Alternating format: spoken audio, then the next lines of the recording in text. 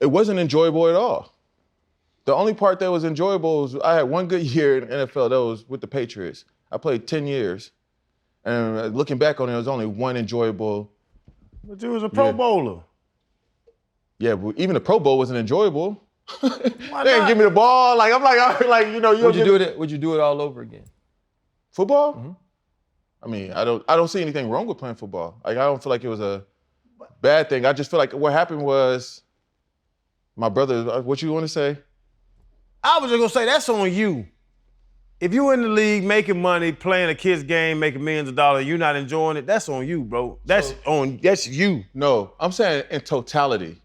You enjoy moments, but like, you think about how stressful football life is. You know, constantly, you know, you never at a place of peace in football, on a football team. Mm-hmm. There's no such thing as peace, right? You always performing, you at the highest, even in the classrooms, even on the field, even outside of the game, you have to, like, you know how to do it. And there's enjoyable moments of playing the game. You have moments of it, but like, as in totality, like, you know what I'm saying? Like, if you go to a theme park, people I don't think of theme parks being that enjoyable all the time, because half the time you're just standing in the sun.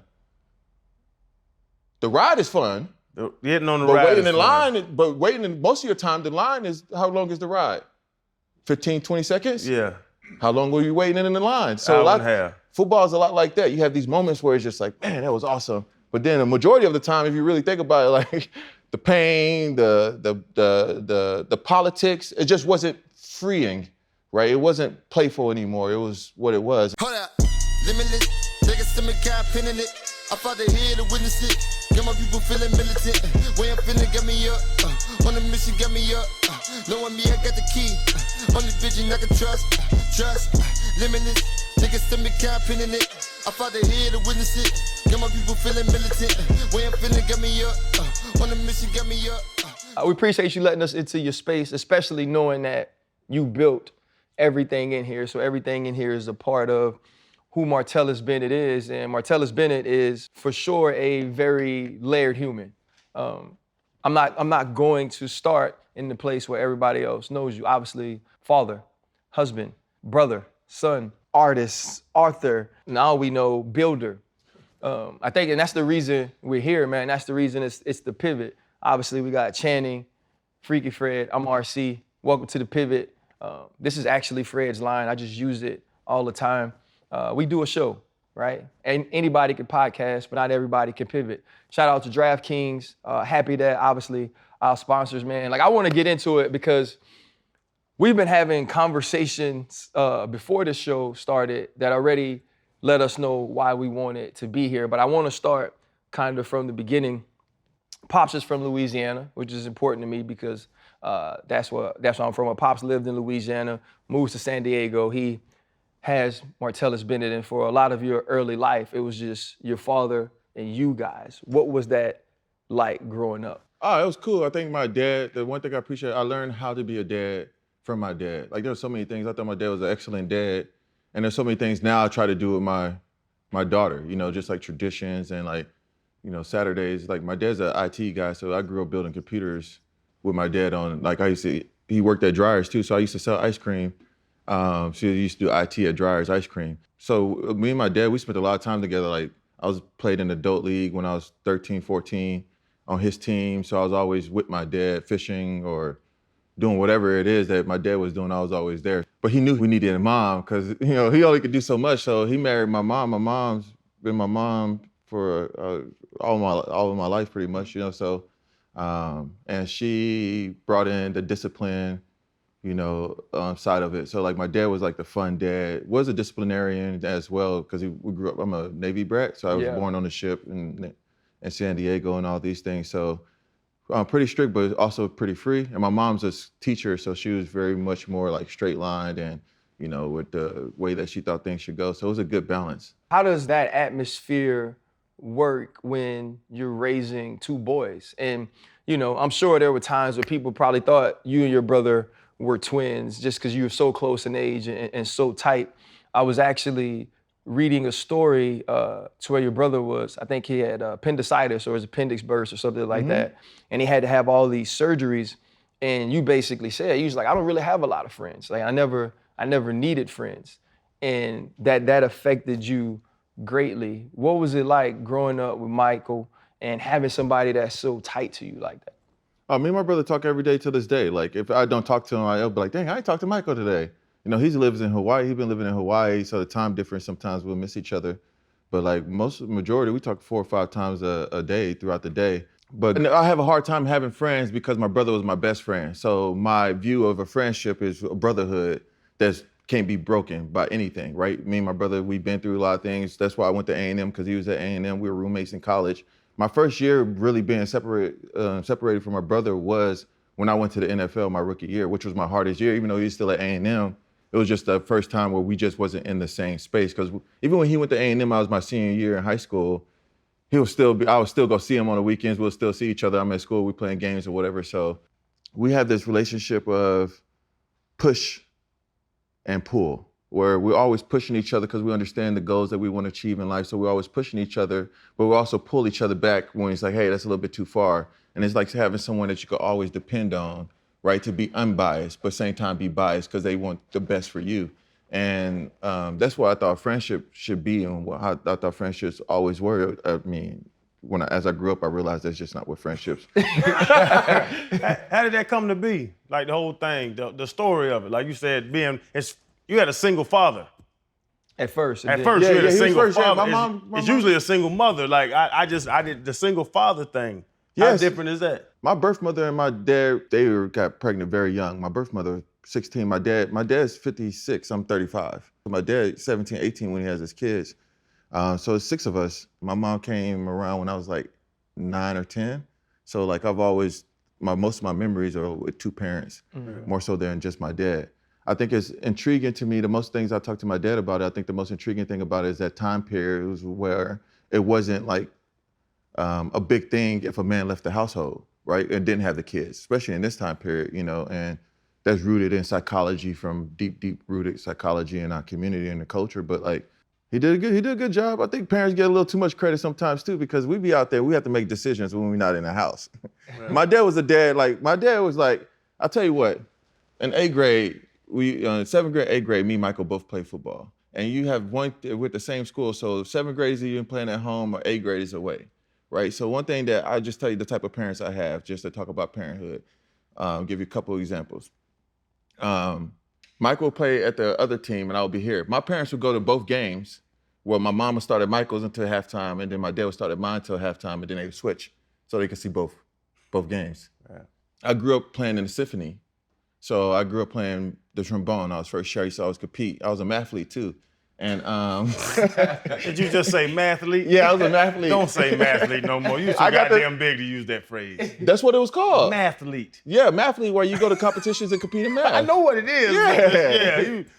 I was a mathlete. Like, that's the thing. Like, I think more kids should be mathletes, right? Yeah. You know what I'm saying? Like 84% of black boys are behind in math by the time they graduate. They're not fluent in math. Like, it's a whole thing. But my parents used to be at the competitions, at the mathlete competitions, the same way they would be at the football game or the basketball game. So my parents are like, the one thing I really learned about my parents is is to be there, right? No matter what your kids are doing, just to be there. Mm-hmm.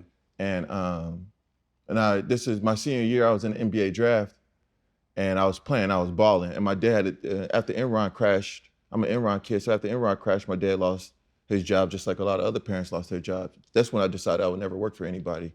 But he had to take a job in Chicago. But it was during my senior year of basketball, and I was killing it. It's like, I had 40, had 35. I'm in the NBA draft, I gotta start, talking to NBA teams. I'm going to different places. He showed up to the game, he's like, I quit my job, I could miss the year. I love that though. Man. So you're in the draft, you don't get an agent, right? Because that way you could allow yourself to go back to school. What's that process like? And you say your father quit his job to be there during that. What was his part in that process of you trying to figure out, okay, I'll go to the draft if this, or I'll play basketball if this, and if not, I'll go back to school at Texas A&M? It was cool because without an agent, you need some type of leadership in that role, like, someone that's with you, whether it's your mom or your dad. So like when I was at the workouts, my dad would be at the workouts and take me to all the workouts, sit in the meetings with me, and we'll have discussions about like, this is what I thought. And then also like things that I want to work on, like the stuff that coaches would bring up, I'll go home and work on that. Like, we didn't do this because my thing was I was a 2 guard, but I was also big. I was 6'7", 240 in high school, so I could guard a guard, but also play guard. Play guard down low. And I remember working out for the Supersonics, and I got hot. We do this little drill. I shoot like 80. I hit like 86 out of 100 shots, right? Just like all around the court. Then I start smiling. My dad looked at me like I missed like 3 in a row. He's like, "What you doing?" Like, you know what I'm saying? Sure. And but I remember like looking at the guards. They're doing these 2-ball drills. I had never seen anyone dribble 2 balls at the same time as a drill. So after I left the Supersonics, I would wear my Supersonic stuff to school, of course. You know what I'm saying? Because I'll work out for a team and go play on Friday. Take my NBA skills and do it in the high school game. So I'm actually killing everybody now. So I used to always wear this stuff on campus after I came back from a trial. But I remember sitting in with Nate McMillan and talking to him and about just things in my game and what they thought was good. And so my dad and I, we went to all these different places. I was working out for the Spurs, and somebody got sick. And we wanted to run this drill, but we needed 6 people. And it was like, we need somebody to stand in. I don't know why this dude had tearaway sweats on, because my dad could hoop, right? Tore his sweats off, right? 2 little quad stretches, like, I'll do it. He comes in, this dude hitting 3s after 3 after 3 after 3. I'm like, yo, Dad, I had to punch him inside. Like, Dad, I'm trying now. Like, let's go to play. Like, you know what I'm saying? To this day, like, there's still this play where he did this, like, we ran this drill where he'll come off the pick and I come off the back pick and he'll throw me oop. So I go hoop with him today. He's like, San Antonio. I'm like, Dad, I ain't jumping. he want to run a set. He want to run every time I go play basketball with him, he called a play. San Antonio. I'm like, Dad, I'm not running that play right now. I just got out here, so it's not worth it. I'm not dunking today. It's all layup. He called it every single game, so he got in. He played well. So that draft was interesting. Worked out for the Grizzlies. Worked out with a lot of teams. It was fun. I ultimately decided not to go. My mom wanted me to go to college. She thought it was important for me, not just like education, but she knew I love education, and she wanted me to grow as a human, because like college is really where you learn to be an adult, and it's like. Right, you gotta go get that bag though. I was gonna get the bag regardless. I had, basketball wasn't the only option I had, as a kid.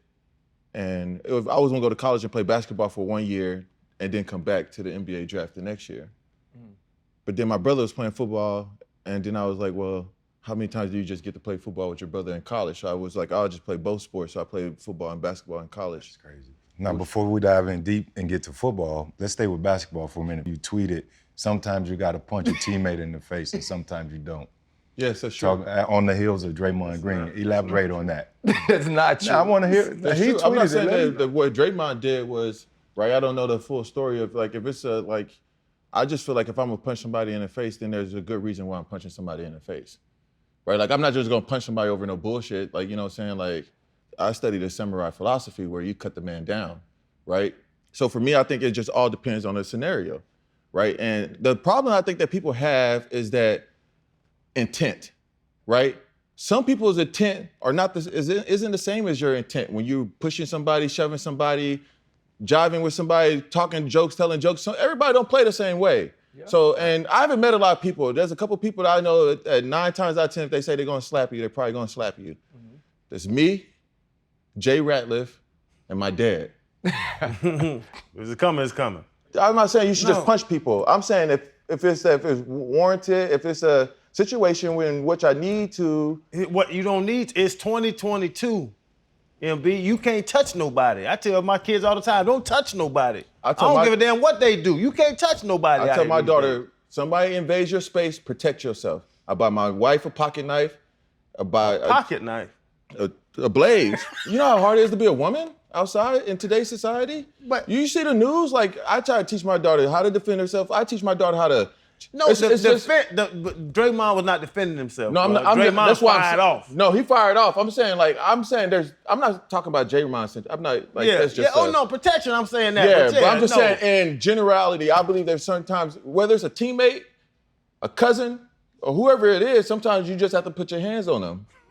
Kyle Fuller, back in the day of practice? I told Kyle Fuller just it wasn't Kyle Fuller's fault. That's why I didn't punch him. I told him I could be punching you right now, but I'm not punching you. When he went low on you in a scrimmage, I can't remember what it was that made you suplex him. It was just part of the day. Mm-hmm. Right? He was just part of a big part of what was happening in the day. And he was just the last straw. Right, so like another big old dark-skinned dude picking on a little light-skinned guy. What does the color of his skin It's like got to do the I with was it? about to say, don't diminish us light skinned. It's like the same situation some though. funk. Right? It's He said like, Draymond. It's not the. Let me Hit tell you why. Lil Jordan. I'm gonna tell you why it's not the same situation, right? I play a violent sport, right? Yeah. Where you could get your neck broken in a moment someone treats you the wrong way on the practice field. There's an integrity that comes with the game and a respect that comes with the game with the way we practice, and especially when we practice against teammates. There's an expectation, right? If that expectation has been violated multiple times, you tell the authority, hey, this is happening, and he thinks that because you're bigger than whoever is on the defense and they're doing it, hey, these guys are just playing hard, you can take it. After a while, you got to and you tell the coach, look, coach, either you do something about it or I do something about it. If I have to do something about it, you're not gonna like what I have to do. I give you multiple opportunities to do something about it, and you have not stepped up to the plate. So now I have to take charge to protect myself because the authorities in this facility aren't protecting me. So this is how I protect myself. Something happened to me, and then the problem is they say that I fight with intent. Yeah, I fight with intent. I train to I'm not a push and shove guy, right? I don't want to, I'll just look like I want to fight and look like I'm angry. If I'm coming towards you and I say I'm gonna slap you, 9 times out of 10, I'm gonna do it. So all I'm saying is if I tell upstairs, downstairs, and it happened multiple times and you don't feel protected, then you have to go to the point where you protecting yourself. Yeah. And I think that you can't really depend on people to protect you, right? Like, and some people act a certain way because they feel protected by their environment. Oh, we could do this and do this because we got coaches around. Nah, because if they weren't around, it wouldn't be a thing. So I'm not saying that, like I teach my wife, I told my wife the other day, like, hey, baby, you need to learn how to use these swords. You know what I'm saying? Like swords. I have swords. I'm like, I have nunchuck swords. I use all type of different martial arts or weapons because I don't believe that a samurai should favor one weapon over another weapon. You're a samurai? I'm training to be one. I'm studying samurai philosophy. Like a samurai, like a true samurai. Like sneaky. You big as shit. How you gonna sneak up on somebody? You 7'7". I don't need to sneak. I don't need to smack. See, that's like the samurai don't sneak attack. We don't stab a man in the back. We only face to face. We don't die with our back towards the person that we're battling, so we're not dying running away, right? So it's just like our practices, and it's not about like being violent. And the reason the samurais are also the reason why they had the Shinto gardens and all the beauty that's planted around. They were poets at the same time. So I think a lot of times when we think of warriors, we only think about violence, especially an American idea of warriors. But I think the good thing is knowing that you can cut a man down, but having the self-discipline to not cut a man down, right? That's more power than someone who always has to try to cut someone down, right? Because they don't have fully control of their abilities or their mind or their self, right? There's times where you feel like you have to cut a man down, like I said, like there's times where you have to punch a man, but then there's other times where you don't. There's plenty of times at practice where I didn't do anything about what was happening. But then get to a point of time, it's like, all right, it's time for me to cut somebody down. Wow, that's crazy. All of it's coming together. Because I was reading somewhere you talked about, psychology of a sport. Football, you're developing this angry mindset. And it starts when you sign up. Your parents hand in that permission slip. Yep. And now they've traded off your identity. And then it eventually evolves to that. Is studying the samurai, you talk about gardens, you were telling us before we got here, you're building gardens, you're doing this and that. Is that how you find your peace these days? That's part of it. Go back to like the psychology of it. So there's this idea, what happens to athletes is that when we begin playing the sport at a young age, it becomes our identity. It's how we identify ourselves. Like we run fast, we jump fast, I could hoop. A young boy comes in the barbershop, hey, that boy could play basketball. That kid is defined, especially in our community for Black boys. Like if 2 boys walk into a barbershop, let's just say barbershop as the culture, spot of conversation between men. If 2 boys walk into the barbershop and one just scored 30 points and the other one just won a science fair, who are they going to pay more attention to? When I hit 30. Right? But does that mean that this kid's genius is less genius than this kid's genius? Because playing the sport, there's a genius that comes with playing. Like you have to run, track a ball down. That's math. That's geometry. Everything is happening. A lot of things are happening at once. Physics, like how fast someone's going, how fast the ball, just by looking at the trajectory of a quarterback's arm, when the time is going. Like there's a lot of things that we're reading as body language that we're learning to read and things that we have to do within the game of football. But there's also geniuses outside of that, right? We have this kid who's, could be I don't like to say the black version of white things because just because it doesn't exist, we don't need white examples because you can be the first to exist in that space. But in this case, the black Bill Nye, right? Or Neil deGrasse Tyson. If we don't put the emphasis on his genius, then he feels like his genius isn't invaluable to the people that he look like him, the people in his community that he talked to the most. So therefore, he tries to become something that he's not, because every kid wants to feel what? Valued. So like the thing is to recognize the value that each individual has and not start grouping the value of black men into just how they perform physically, right? There was one point where to be a black man, an educated black man was the sexiest thing to be. Like Renaissance, you know what I'm saying? Like, the poets, the writers, because at one point black men couldn't read. Right. Yeah. Right? Like we weren't allowed to read, so the ones that could read, that was special. Like, damn. He could read. Right. Shit, you better have a baby with him. You know what I'm saying? Like now, now it's all about, how fast we run, how high we jump, and the emphasis on we get paid for those things more than we get paid for this, right? In a lot of ways, and there's more examples of that. So the psychology of it all is like when we sign over that identity, it's like how do we develop full human beings? Because once you let culture start developing your children, only thing they're developing is athletes, players, guys who fit a role, a model. If you go on any team, the tight end room on every team is pretty much the same in personalities, right? You're gonna have the white dude that's the country white dude that has that drives the truck, right? You're gonna have the saucy white dude who dresses like us, right? Then you have the black dude that's nice with it, and you even have the black dude that can't get right. Yeah. Right? Like he got the ability, but like, oh man, like one day he's gonna click, one day he's gonna click. Almost every tight end room, that's the makeup of it. Quarterback rooms are pretty much the same. Right? That's why when they see a quarterback that doesn't look like what quarterbacks look like, they be like, oh, this guy doesn't play the game the way the quarterback, because they have an expectation for that. And this is when it really set in. I was playing for the Dallas Cowboys. We were running a play, and our running back broke his leg, right? And he was my friend, so I'm looking like, dang, he broke his leg. It feels some type of way. What they do, they move the huddle up 10 yards. Move the ball. Move the ball up 10, like the running back that replaced him, feet, is right on the chalk of his body outline. That's real though. The heels of his feet. Yeah. So it's like we're training to, if someone get hurt, you're kind of happy. If Jason Witten tore his spleen or something, they had a spleen injury, like I don't know how you even do that. The whole week I'm playing, getting all the reps. Yeah. Oh, I'm getting all the reps. I'm like, oh yeah, this is my first week starting, I'm about to get in. Man, we get to Sunday, he come jogging out the tunnel. Somewhere you happy to have your teammate, but at the same time, you're like, man, this was my chance. Yeah. Right? So we psychologically, we built, to just step over the man and like, we're the next man up. So, and a lot of times guys can't turn that off in their households or other places that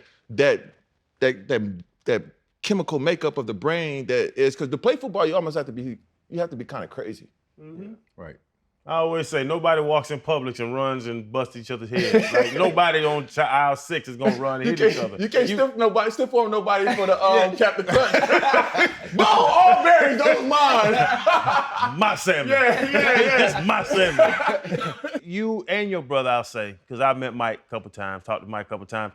Y'all's disposition in life, where does that come from? Because y'all, bro, I tell you, I don't speak for y'all. Y'all are different. Y'all are different people. Your outfit right now. What's wrong with my outfit? Wicked Witch of the West boots. First of all, these are Doc Martens. This is probably one of the most popular shoes in the world. Okay. Up there with Jordans. I call them Wicked Witch of the West. You have on Jane Fonda socks, high waters, a hunting vest. They're not high waters. They're balloon pants. Bro, he can't dress either though. What? I can't. He can't that's dress. The bad thing. I can't dress. To answer your question, so you think about this, is reprogramming the human brain. Like we all have been programmed, right? Our brains are computers, but a lot of people are lacking software updates, right? Like your operating system, some people are operating system is from 2005. Like your outfit, right? That's a 2005 I told you. fashion outfit. We told you, them is trash. Why y'all kill the 6 rings? Hey, you got them off of your Nike deal when you was playing, and they still trash. They was trash when you got them. Just because they're Jordans don't make them nice, right? These ain't nice. No, they ain't nice, right? But I'm just saying, right? But there's only 3 ways. You can't just slide through it, hurt my feelings. Scientifically, there's only 3 ways to be reprogrammed.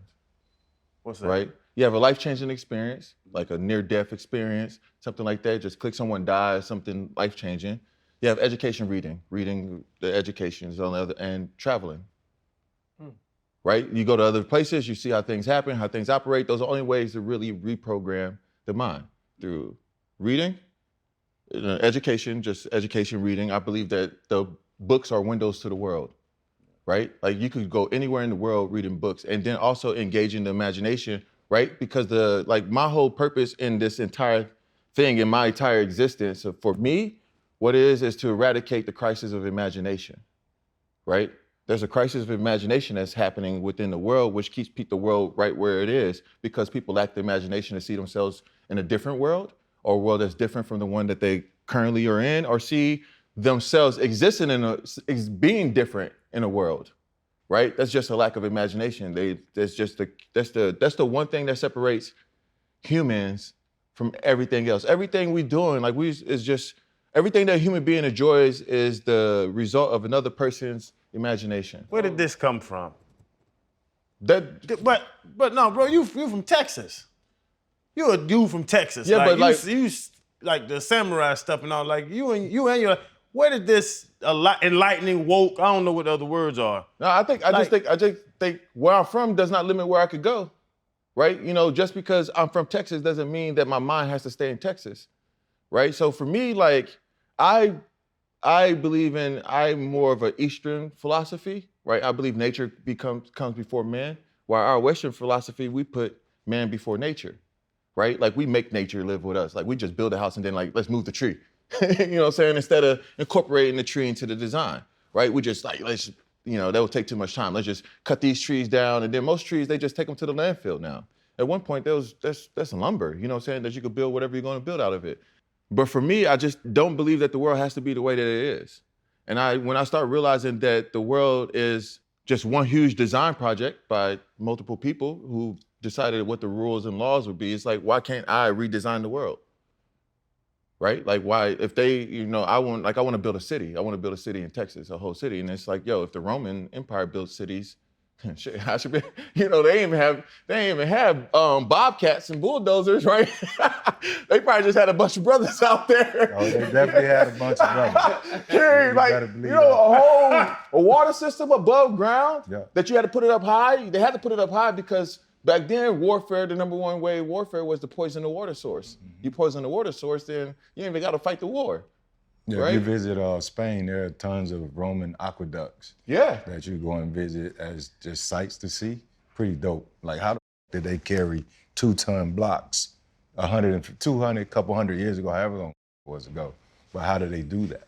Right, and if they were able to do that with less of what we have now, because everything that exists today could have been built at any period of time, because no new materials or elements have been introduced to the earth.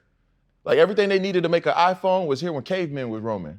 Yeah. But what happens is the most fascinating thing is of mankind's curiosity and imagination of pushing it further forward and forward and forward thinking. So we build on the ideas of our ancestors. Now we could do this. Like if I want to, imagine how important a light bulb was. Like it was well blubber at one point, right? Yeah. And then you got candles, and then you have a light bulb. Like one of the biggest inventions that no one ever talks about is the window screen. People were getting bit by mosquitoes and all kinds of bugs.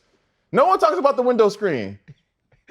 Right? They ain't have central air. Because the window screen has always existed for us. And so it's something that we take for granted. And I think it's like you mentioned the light bulb and how it evolved from well blubber and candles and those different things. The reason your mind is interesting is because you actually think about that. And it comes to mind for me when Bill Belichick called you and you were on, I guess, a 10-day trip for Illumination. What is it, Tokyo, I was Kyoto, Osaka, right? Yeah, on a spiritual pilgrimage. And he said, and when I read, it said, you're always somewhere. But even in this same sense, you said that I didn't love everything I was doing as it pertained to football. You was like, I actually hated some of those things. Were there any parts, or what were the parts about your career you were able to enjoy? Because you've even said you find it funny that people think it's weird that you and your brother can be yourself. And you said you think it's strange that you would want to be something you're not. Yes. Was football something you weren't? No, it's a part of me, but it's not all of me. I think that's the thing about the full human being, right? Like, what's the full human experience? Like, I like poetry. I like going to the ballet. I like getting high and going to the ballet. Like, that's one of my favorite things to do. Go listen to a symphony orchestra, get high, just go listen to the symphony orchestra play, dress nice with my wife. You know, take my daughter to these things too so that she could see the possibilities of all the arts. You know, we go see the Nutcracker and she's like, Daddy, nobody's up there that looks like me. You could be up there if you want to do that. Like, you know what I'm saying? But the thing is introducing her to all the possibilities. Like, we're an art family.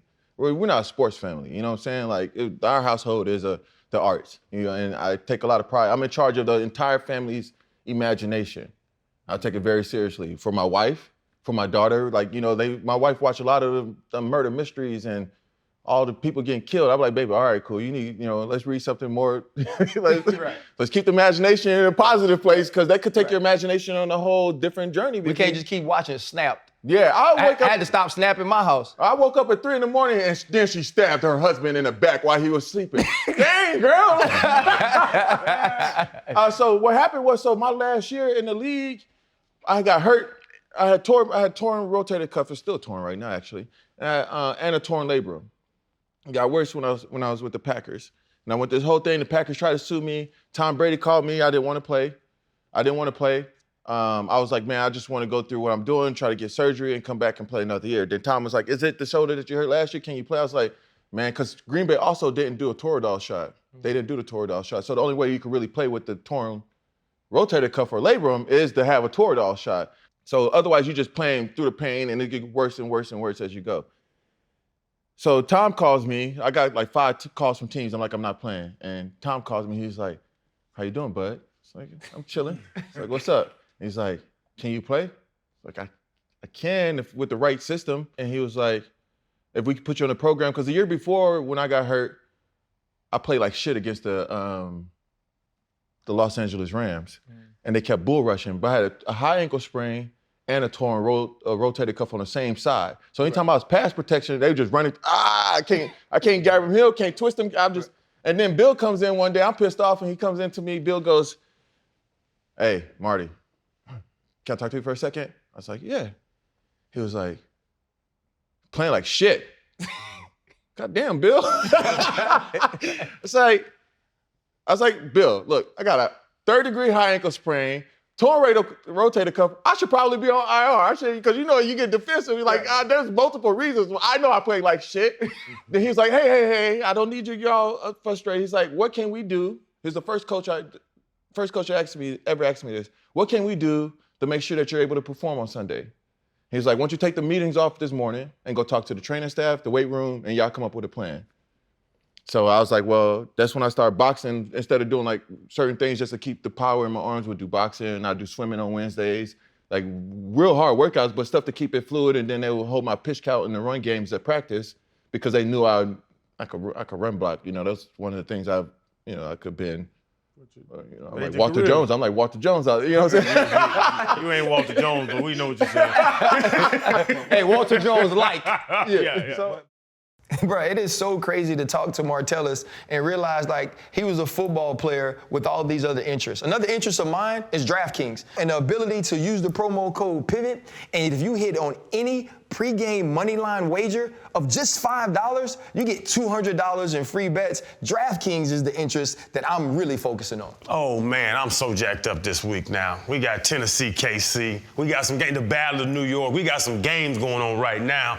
Same game parlays, fellas. We've been telling y'all for weeks. The same game parlays. You know what you're doing. Go out there and give yourself an even bigger chance of winning that money. I love the same game parlays. Hey, Chan, let me tell you something.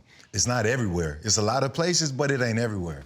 And if it's not in your city, don't worry about it. You can go to DraftKings Daily Fantasy. If you can't do the sports book, do the Daily Fantasy. They got a little something for everybody. Make it happen. Listen, DraftKings, we thank you so much for being a sponsor of The Pivot. But if you aren't DraftKings, you gotta download it. So pull out your devices right now. DraftKings Sportsbook app, it is the best betting app in the entire world. Remember, DraftKings Sportsbook. Any pregame moneyline wager that hits for just $5, you get $200 in free bets when you use the promo code PIVOT. Now it's time to go elevate our minds.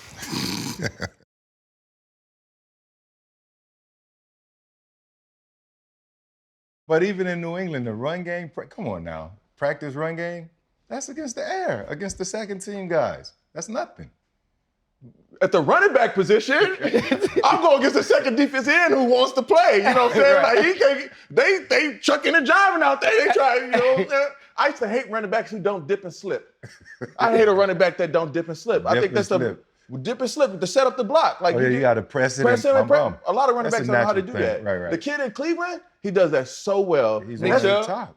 Yes, and that's an extra 5 yards, 3 to 5 yards rushing just doing that. Because now he got peek inside, I could capture the edge. But most running backs, they just run. Like, bro, like, come on, man. You just running outside. He going outside. Like, let's read the defense. But anyway, so I go to this last year. Then I tear my hamstring off the bone. And then I played and with the torn hamstring on the bone. And it's like, oh, man, this ain't right. You know what I'm saying? Then I play again. And then at this point, though, I'm still going through everything with the Packers or whatnot.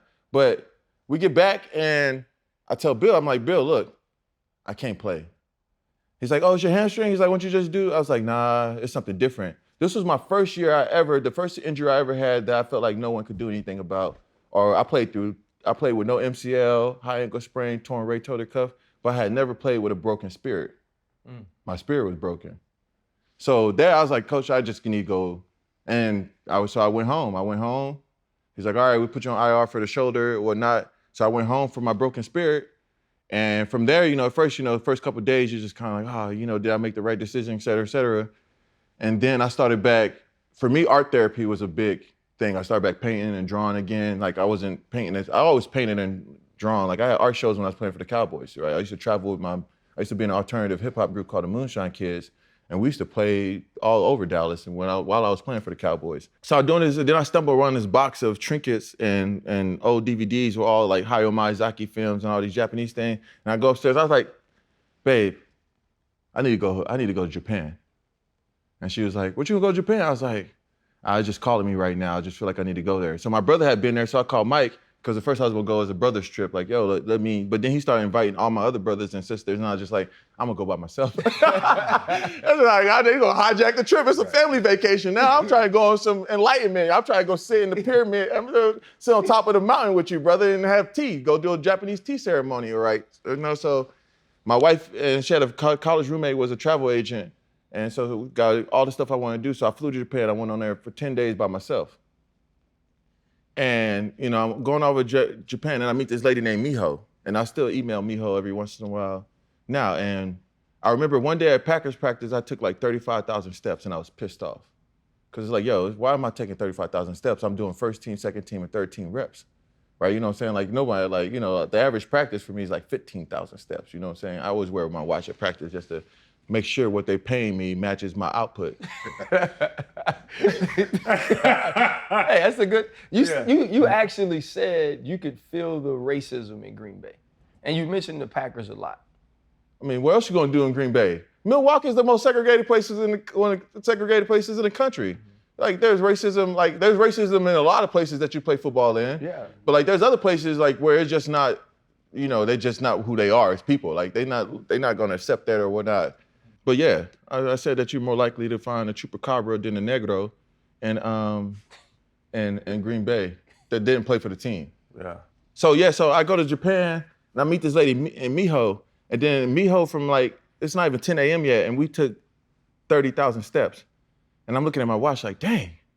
And I go to Miho, I was like, dang, Miho, we took 30,000 steps already. And then she's like, yes, Marty-san. Yes, I'm taking the long way, because I always take notebooks everywhere I go to write everything down that I see or think or whatnot. So I'm just journaling my entire trip, sketching and whatnot. She's like, oh, you take all the notes and ask fascinating questions, so I want to show you more. Then I start thinking about the 30,000 steps, because I took probably 20,000 more steps that day.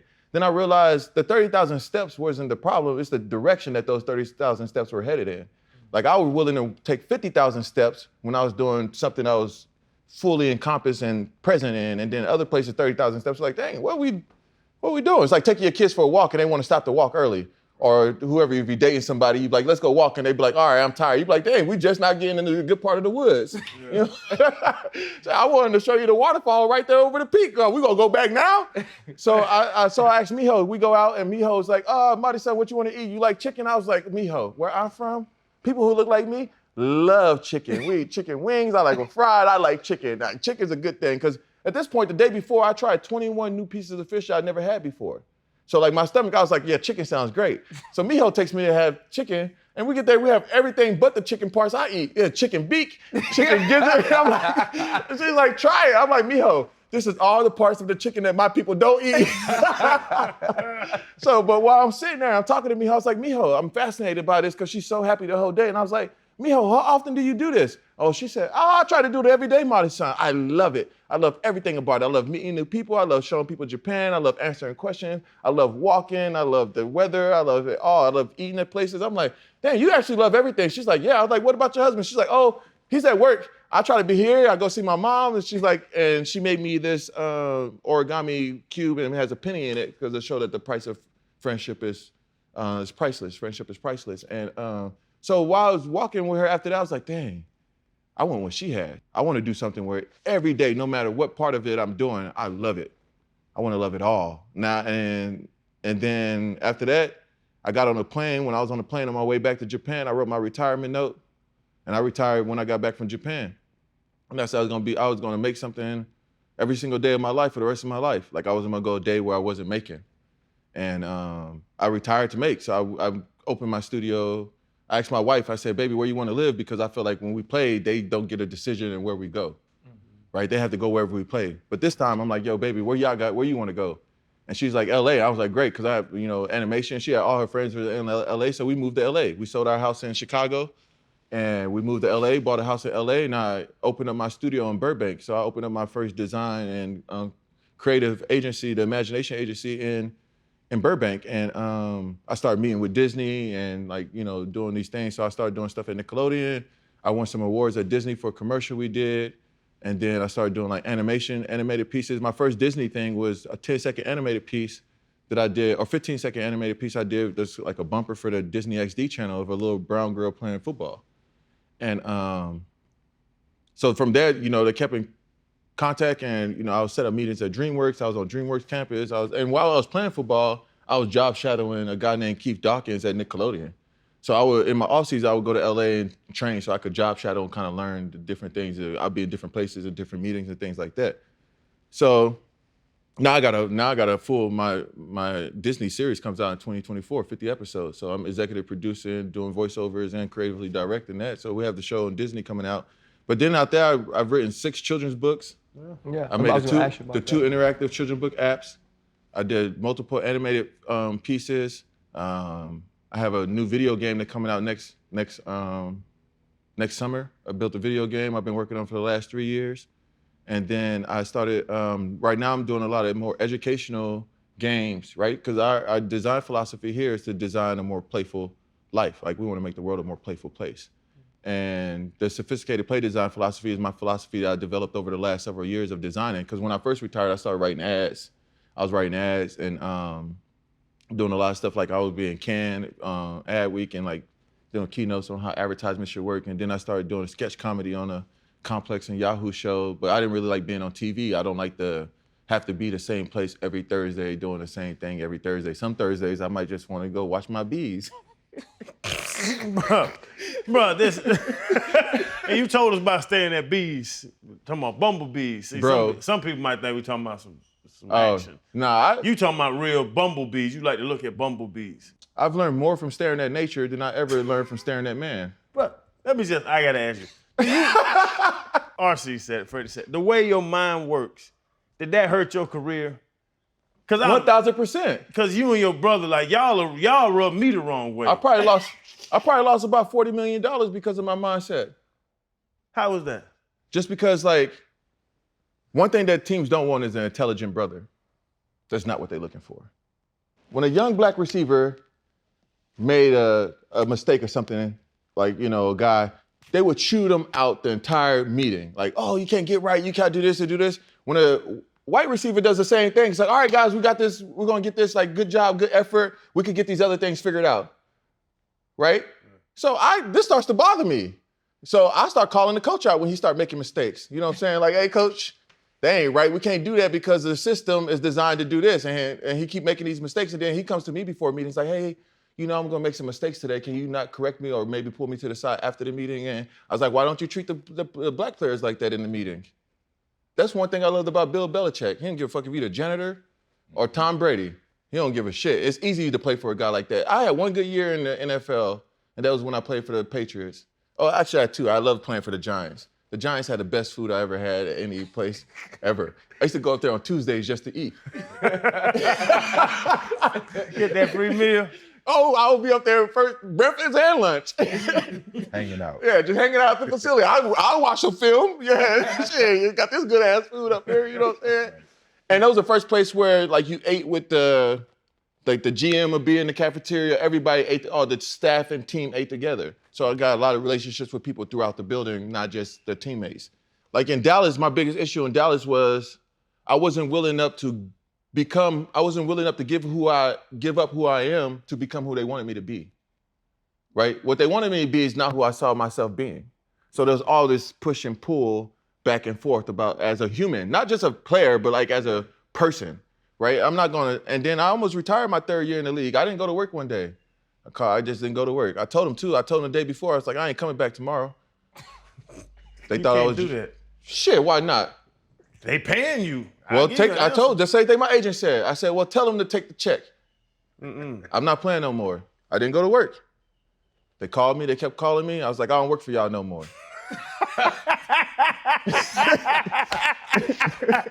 But you do. No, I quit. You didn't quit. You went back. No, I quit. Only reason I went What made you go back then? So it was a couple days. It was a couple conversations that had to happen to get me to go back. First thing they did, they had the black coach call me. Of course. So Skip Pete called me. And Skip Pete called me, hey, Martellus, what you doing? It's like, man, Marty B. I'm like, hey, coach, I'm at the crib chilling. You know what I'm saying? I can see y'all. I can see the practice facility from right here. Y'all look like y'all working hard. He's like, hey, man, just come back. And I'll tell you, the person that really got me to come back, the reason why I continued to play was John Kitna. John Kitna, he's one of my favorite people. John Kitna called me. First, they sent the team psychologist to the house. And my wife, I don't know if we were married or dating at this time, but she had talking to her too. She's always been my kryptonite. Like, all right, baby, just calm down first. Like teams used to call her when they had issues with me. Yeah. Hey, Siggy, can you talk to Marty? All right, yeah. What's up, babe? She called me before the game. Why you calling? You know I'm about to go out and play right now. That's cool. But yeah, so I didn't go. I ended up talking to Skip Pete. Then my agent, he's like, man, you can't. They're gonna have to do. I was like, hey, whatever they got to do with the money. Because at this time, like for me, I've always felt like football wasn't where I was gonna make my money, right? It was actually my plan B, right? Like my original plan was I was gonna go work at NASA. Like I wanted to go. Like I was really interested in like becoming an astronaut. I'm from Texas, Houston, NASA. Yep. I grew up. I was fascinated with space. I'm not as fascinated as I once was with it. And even though the space race is happening, what happens, no one looks like us is in the space race. That's a problem. They didn't want us on a bus. When they start filling up those spaceships and they destroy the world because they don't care about climate change and they just burning everything down, they think they won't have space for us? We're going to have to sit at the back of the spaceship. We got the back of the shuttle. Hey. No seatbelts. No seatbelt. Hey, no. Hey, we got to share oxygen mask. Just want to be on the ship. Well, speaking of the back of the spaceship, I mean, one, you can't fit on a spaceship. No, they had to make it special. It had to be a special-made spaceship. When you wrote Dear Black Boy, it was on the heels of Philando Castile, also Alton Sterling. I live in Baton Rouge. I'm from Louisiana, and that was something that touched me a ton. You used your gifts to reach out to the younger generation of men that looked like you. Why has that, because you spoke out while you played in the league, why has that always been something you were so willing to do when many others won't? Because it's right. I'm a man of principle, integrity. And I value the well-being of humans as a species, right? Like, it's important for the world to be better, selfishly for my daughter, right? I put people in two groups. You even making the world a better place for my daughter, or you create more problems for my daughter and her peers to have to solve in the future, right? How many problems can I solve that my daughter wouldn't have to solve, right, to make the world a better place for her, your children, all our children, right, where they could go around? So with Dear Black Boy, what happened was like when we were protesting, you know, we was taking a knee. And first it was only like 6 of us. It wasn't that many people. People don't really remember that. But like when we first started protesting, and I wrote the original letter for behalf of the entire league. There was like this big phone call, and I wrote the PR letter for the entire team, for the entire league, for all players. But then they didn't like my language. They thought it was too strong.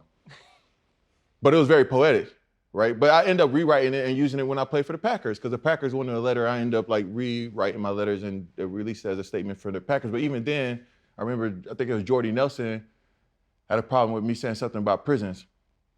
And he was like, oh, you know, bad people in prisons. Like, I'm like, but yeah, there's some people in prison who, you know, like, they're still humans, or like, whatever it is. Like, people have families and family members in prison. Like, you know, so it's like, there needs to be a form of reform. What happens when we protest, I told my brother one time after taking a knee, I was like, I don't think I want to take a knee no more. I just feel like it's just getting redundant. We're already taking a knee, what's next? I feel like, for me, if you think about when things were really happening, like Nina Simone used her music as part of the civil rights movement, right? So I think there's many parts of it. Everybody's not a marcher, right? You need organizers, you need people there's so many different ways to assess and attack the problem, or, you know, create, you know, momentum for the problem.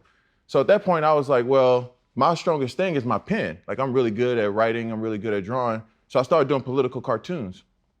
So I did this political cartoon for ESPN, the mag, that was, that showed the NFL as players as slaves. I like rewrote the slave certificate, and like players signing players, coaches signing players, and teams signing players, and like buying slaves. Because a lot of the draft, the way that they measure us and do all that, that's derivative of slave trade. And slave trade was the first stock market, right? The first stock market was built on the back of slaves. And shipping slaves, moving slaves, and that's why a lot of things, they didn't want too many slaves to pay the price up the slave, you know what I'm saying? Like, it was a whole thing. And so for me, I just felt like, all right, so when I started doing the political cartoons, I started doing political cartoons, and I started writing more, and I felt like there was different ways to address the situation. So, and then after I was talking to Angela Davis one morning over coffee, and we were talking about James Baldwin, because James Baldwin, to me, I feel like is the best writer.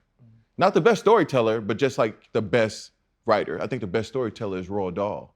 The way that James Baldwin controls your breathing on the page without being in the room. Like, you read at the pace that he wants, because the way he uses punctuations, the way he uses sentences, the way he spaces, like it's a whole experience reading James Baldwin. And when I thought about myself, I think of myself in the space of more of a James Baldwin than, you know, a front of the line, you know, guy screaming with protesting that way. You know what I'm saying? Like, and we need both. We need writers, we need organizers, we need city planners. Like, what people are fighting, like when they look at racism, they're attacking, you know, racism like head on, when racism is a virus that's throughout the infrastructure they're designed, because the infrastructure of America was designed to not let a black race in it. We only consider 3/4 of human being at one person. It's the only place where it's illegal for a group of people to not read for 200 years. Like, think about how far behind they push you in education, right? And then we're still feeling the effects of that, because now they wouldn't let us go to their school. So now we got to learn how to read just to teach others how to read. Right. Right? So like, to be black and educated is a huge thing. Like, it's amazing to be black and educated, right? In a country that didn't want you to be educated at all, right? And still, the remnants of that structure and that infrastructure are still in place that are still hindering the education, right? You know, like, you think about the school to prison pipeline, like the way that's designed, the way our schools are, the economics of how they develop in schools, and what schools are teaching, the books. And if you go to, I read a lot of schools, you go to schools that's predominantly black and Hispanic or minority, just the entire environment, from cages to, it feels like you're in a jail. There's no windows, like, you know what I'm saying? It's really, you might as well be in a prison. And so you have that, and then you also, the Hey AJ series. Yeah, so I wrote Dear Black Boy as a poem, because I didn't know, when I was watching the Alton Sterling thing, which I usually don't even watch those things, and like, what do you tell a young black boy, right, at this time?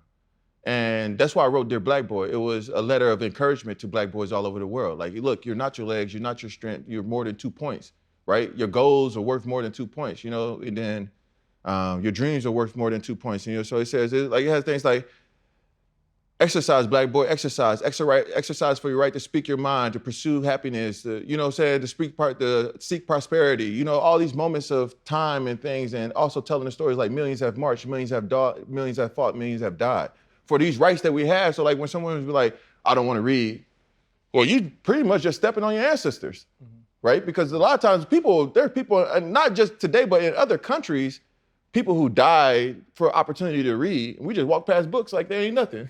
Right, yeah. I used to give books for Christmas gifts, like just having a conversation with them. Man, those books was like, I take my books and donate it to a school. They still brand new. Like, they don't even look at the page, you know what I'm saying? So, but hey, AJ came down to like, a lot of my characters are young black girls, because I'm a girl dad. My brother had 3 girls. So I grew up around girls. Like I feel like I write better for girls than I do for boys. Like I have a better understanding for girls. Because if you look at the play types, so there's 7 different play types, psychological play types for individuals, right? And I think people have a primary and a secondary. And usually you choose your secondary when you don't have access to your primary. So you see some kids are organizers, like they like to clean and organize things. There's some kids who like they like to be in charge. Like they like to play games where they're like the boss and doing things like that. Then you have those kids who are like adventurers, want to be outside running around. But there's like so different play types. But girls use more play types than boys. Boys are usually fixated on one thing, right? They just play basketball. I was on the playground. I spent a lot of time on the playground researching, but just really one of my favorite sounds is children that play. Like I love the sound of like, yay, woo. Like I just listen to what they're playing, how they're playing it, and my daughter is playing. So when I'm on the playground, say boys have a basketball. For the whole hour, all they do is shoot the basketball and play the basketball. The girls had the same basketball, but they shot the basketball for 10 minutes, then the basketball became dodgeball, then it became foursquare, then next thing you know, they didn't use the ball at all. You know what I'm saying? They were just sitting on the ball, and then they just played so many different games in that same hour versus what the boys did. And you try to design for these play experiences. The problem with the world is we don't play enough. Like we lost our playful spirits. And people forget how to play and engage in play. And play is usually with no goals intended. A human being is the most human when they're at play, right? And we're playful people. We're playful creatures. Like you joke around, huh? We all what? That's right up his alley. It's right up his But he's a alley. playful person. A playful person Yeah. will have a playful mind is the most agile mind. Someone who's playful can learn more things than someone who's less playful. Just because their mind is just ready to jump around and bounce around and do things. So like conversation with him, he probably has more agility in conversation to bounce from one place to another place because he has such a playful spirit. Right. Well, now it has to come some knowledge in there too. So He versatile. No, I know. Versatility. But no, just listen to you, bro. Like you said, brought up James Baldwin. You brought up like I think Dick Gregory. I love Dick Gregory because he had comedy and sincerity and a huge point of view. I love Dick Gregory. He's one of my favorite people. I'm just saying that's what strikes me. With Dr. Umar, you know what I'm saying? Like people, as you Yeah. talk, I'm listening because I love that angle.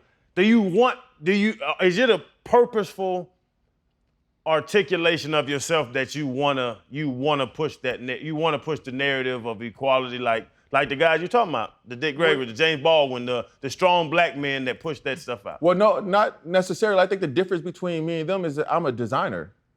I'm trying to design a better world. Like I can make these things. You know, if I want a better school, I can make the school. You know what I'm saying? Like I design these things where I think they needed to be the catalyst of voice and get other people around them to do these things that they're talking about. I do the things that I'm talking about. You know what I'm saying? So when I think of a more playful world, don't think of black people.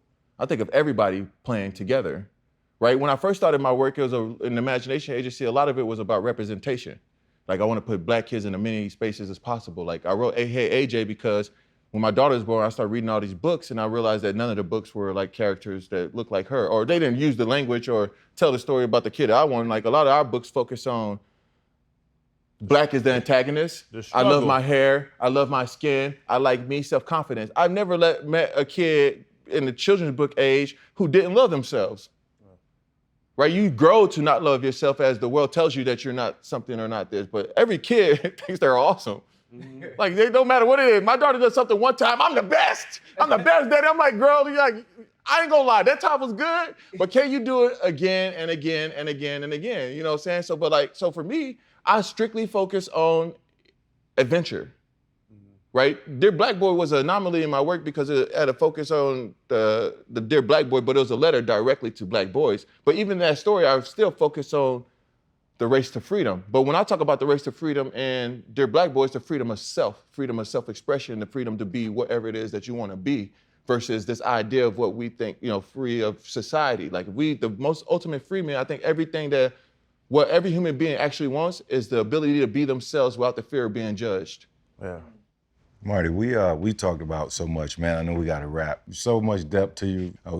We spoke about the artist, spoke about your music, the author, the athlete, father, husband, brother, so many different things. What would you say has been your biggest pivot in life? And we can wrap with that. His whole life is a pivot. I think it's perspective. I think if you change your perspective, you change your life. So a lot of times the way we look at things just need a pivot, right? Or just pivot a point of view, and then you'll see it totally different. Like my daughter, I know this is a random story, right? But my daughter, asked me about church. Like my mom goes to church or whatever, but I don't go to church. I'm not a church guy, right? And so my daughter asked me, she was like, "Oh, Dad, we should go to church." I was like, "I ain't going to church. If you want to go to church, go with your grandma." Right? And then she goes, "Grandma does Jesus and just talking like kids, she ate. Grandma talks about Jesus and these things." I was like, "Look, my only thing is if you want to go to church or choose a religion, learn about all the religions before you make your decision." Right? I'll learn with you. We'll sit down, we'll read about Buddhism, we'll read about Shintoism, Hinduism, baptism, Christianity, and then from there, you choose which one you think best fits the perspective of your mind. Don't just be pushed into the religion because your grandmother's doing it, right? And I told my mom, and she's like, "Dang, son, I did a good job raising you." You know what I'm saying? Because it's just one of those things. So let's learn about all of them.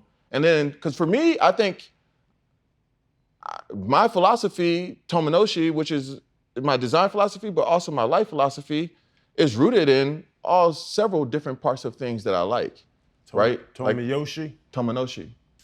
Right? It's a derivative of tomodachi, which means friend. So you can say my tomo, my dachi in Japanese, or tenoshi, which means entertainment. So I just made my own word up so I could own it, which I made tominoshi, which means fun friend.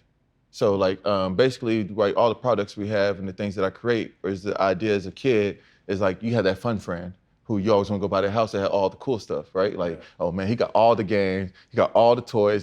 That's your fun friend, So that's how I look at the products that we make. We want to be the fun friend. So if you own our products, you too can be seen as the fun friend. Now your homeboys ain't got Tominoshi. They ain't got it. They ain't got it. They Nintendo kids.